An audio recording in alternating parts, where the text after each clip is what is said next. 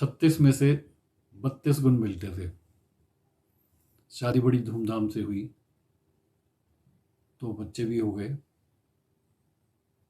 और अब हालत ये है कि पति पत्नी एक दूसरे की शक्ल भी नहीं देख सकते हैं। पंडित जी ने कहा था कि ये शादी बहुत अच्छी चलेगी क्योंकि बहुत अच्छे गुण मिलते हैं। इस तरीके से बहुत सारे केसेस आते हैं। कई केसेस में मुश्किल से 4 गुण मिलते हैं या 10 गुण मिलते हैं। पंडित जी ने एकदम से मना कर दिया था कि ये शादी नहीं होनी चाहिए, लेकिन फिर भी शादी अच्छी चल रही है। तो हम क्या करें? विरासत में जो हमें कुंडली मैचिंग एक बहुत अच्छी चीज़ मिली थी, क्या हम इसका उपयोग करते रहें या इसको हम डिस्कार्ड कर दें? बहुत सारे लोग हैं जो कहते हैं कि हम मॉडर्न हो गए हैं, हम कुंडली मैचिंग पे, हॉरोस्कोप मैचिंग पे कोई विश्वास नहीं करते हैं।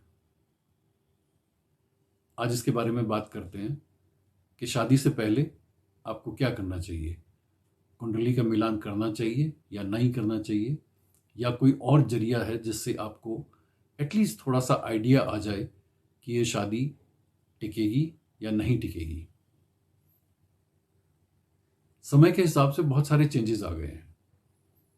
मेन चेंज ये आया है कि पुराने ज़माने में जब शादी होती थी, आप अपने बुज़ुर्गों को अगर देखेंगे तो बस एक बार शादी हो गई तो शादी हो गई, और ज़िंदगी भर जो है, जैसे हमारे सनातन धर्म में डाइवोर्स या संबंध विच्छेद की प्रथा बिल्कुल नहीं थी। लेकिन आजकल के ज़माने में शादी को इस नज़रिए से नहीं देखा जा सकता है। हो सकता है कि आपकी शादी की शेल्फ लाइफ 2 साल हो, या कुछ महीने हो, या 10 साल हो, या 12 साल हो, या 20 साल हो, और या फिर अगर आप पुराने समय के हिसाब से चल रहे हैं तो शायद आप में हिम्मत नहीं है कि उस शादी से आप बाहर आ सके। तो एक ही घर में अलग अलग कमरों में आप लोग रहते हैं और आपस में ज़्यादा बातचीत नहीं कर पाते हैं, लेकिन सोसाइटी के डर से जो है वो एक ही घर में रहते हैं। क्या ये सब करना ज़रूरी है? लेटेस्ट टेक्निक जो इस्तेमाल की जा रही है from psychology point of view, वो है साइकोमेट्रिक टेस्ट। शादी से पहले दोनों के साइकोमेट्रिक टेस्ट किए जाते हैं, उनकी एक कंपैटिबिलिटी रिपोर्ट तैयार की जाती है और उसके हिसाब से उन्हें बताया जाता है कि आपको शादी में क्या क्या समस्याएं आ सकती हैं, या आपको किस तरीके से एक दूसरे से डील करना है ताकि आप एक हार्मोनियस रिलेशनशिप में काफ़ी समय तक रह सको। तो अब क्या करें? हम कुंडली का मिलान करें या साइकोमेट्रिक टेस्ट करें?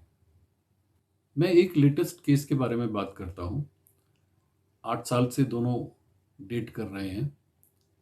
शुरू शुरू में बहुत अच्छा रिलेशनशिप था, बहुत अच्छा लगता था एक दूसरे के साथ, लेकिन अब जब शादी का टाइम आया है तो दोनों बैकआउट करने के चक्कर में हैं। प्लानिंग नहीं कर पा रहे हैं, अपने रिजॉल्व को स्ट्रॉन्ग नहीं कर पा रहे हैं कि हमें शादी करनी चाहिए या नहीं करनी चाहिए, क्योंकि अब जब वो एक साथ एक दूसरे के साथ टाइम स्पेंड करते हैं तो झगड़ा ज़्यादा होता है, प्यार मोहब्बत बहुत कम होता है। तो ऐसे केस को सॉल्व करने के लिए उन दोनों के साइकोमेट्रिक टेस्ट किए गए, बेसिकली MBTI किया गया। तो फीमेल जो थी वो ISFJ थी और मेल जो था वो ENTP था। अब थोड़ा सा मैं आपको बता देता हूँ ISFJ के ट्रेड्स: प्रैक्टिकल लोग, डाउन टू अर्थ और प्रेजेंट में रहने वाले, ज़्यादा लंबी प्लानिंग नहीं करते हैं, बहुत मेथोडिकल होते हैं, वेरी वेल ऑर्गेनाइज्ड होते हैं और बहुत अच्छी उनकी प्लानिंग भी होती है। वेरेज ENTP लोग, चाइल्ड लाइक इंथुजियाज्म होता है, फ्यूचर की बातें करते हैं, हवा में बातें करते हैं। अब प्रॉब्लम शुरू शुरू में इन्फैचुएशन थी, एक फिजिकल अट्रैक्शन था, तो इनिशियल टाइम बहुत अच्छे से गुजर गया। लेकिन अब जब कमिटमेंट की बात आई, रोका होना था 2 महीने के बाद में, तो स्थिति को देखते हुए कि हम दोनों एक दूसरे से बात भी नहीं कर पाते हैं, एक साथ टाइम स्पेंड करना तो बहुत मुश्किल है, और फ़ोन भी आता है तो बहुत डर लगता है तो ऐसे में जब साइकोमेट्रिक टेस्ट उनके किए गए तब पता चला कि ISFJ और ENTP हैं, और ISFJ की ENTP से शादी होना बहुत रेयर है, इस शादी का चलना बहुत रेयर है। एनीवे, कंपैटिबिलिटी रिपोर्ट बना करके दोनों को काउंसिल किया गया और फिर बताया गया कि इस तरीके से आपको चलना है। ENTP जब भी आपको फ्यूचर प्लानिंग की बात करे, चाइल्ड लाइक इंथुजियाज्म से कुछ भी आपके सामने एक स्कीम रखे, तो आपको कोल्ड टर्की की तरह बिहेव नहीं करना है। उसके सपनों पे जो है ठंडा पानी नहीं डालना है।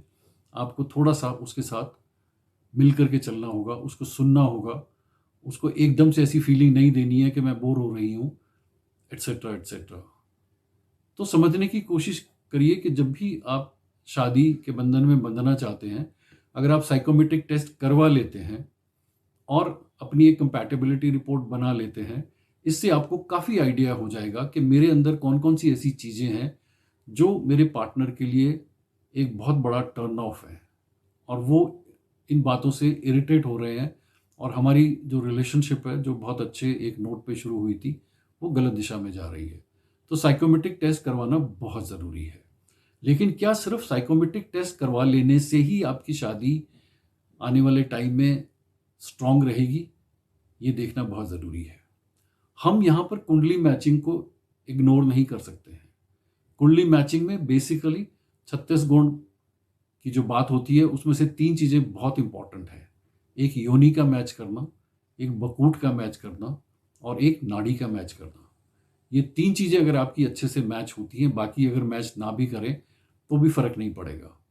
तो ये 3 चीज़ें अगर कुंडली में आपकी मैच होती हैं और साइकोमेट्रिक टेस्ट में आपकी कंपैटिबिलिटी रिपोर्ट जो है वो एक पॉजिटिव डायरेक्शन आपको देती है शादी के लिए, तब आप इस शादी के बंधन में बंध सकते हैं और बहुत अच्छे से आने वाले समय में एक रिलेशनशिप को एंजॉय कर सकते हैं।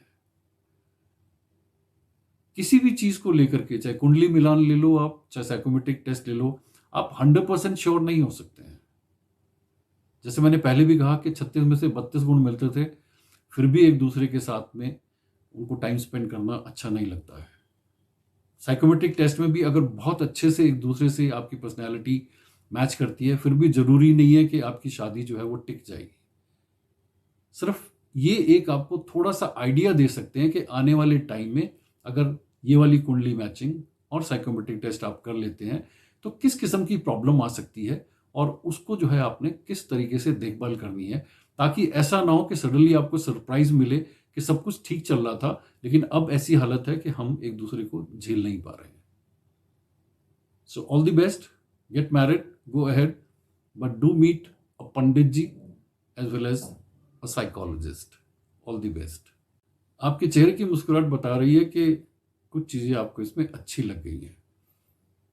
तो जो चीज़ें आपको अच्छी लग गई हैं उसको एक्सप्रेस करने के लिए इस वीडियो को लाइक करिए और शेयर करिए।